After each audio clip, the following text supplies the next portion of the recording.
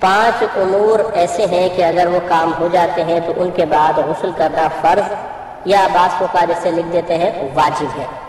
ان میں سے پہلا ہے ایام حیض کا اختتام، کہ حیض ختم ہوگا غسل واجب۔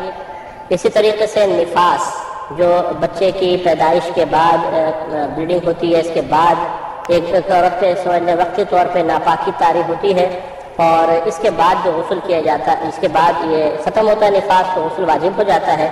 اب جو غسل کرنا ہوتا ہے یہ فرض ہے۔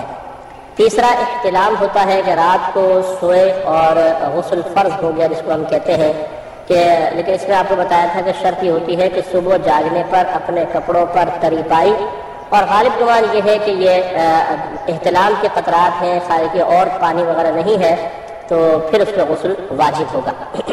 چوتھا آپ کو بتایا تھا کہ دخول ہے، یعنی انسان زندہ انسان کے ساتھ اگر تعلق، جیسے تعلق زوجین ہوتا ہے، قائم ہوتا ہے، اس میں چاہے ڈسچارجنگ ہو یا نہ ہو، اگر دخول ہے تو پھر اس میں فوراً غسل واجب ہو جاتا ہے۔ اور پانچواں ہوتا ہے کہ جاگتے میں اگر شہوت کے ساتھ، لذت کے ساتھ احتلام ہوتا ہے تو اس سے بھی غسل واجب ہوگا۔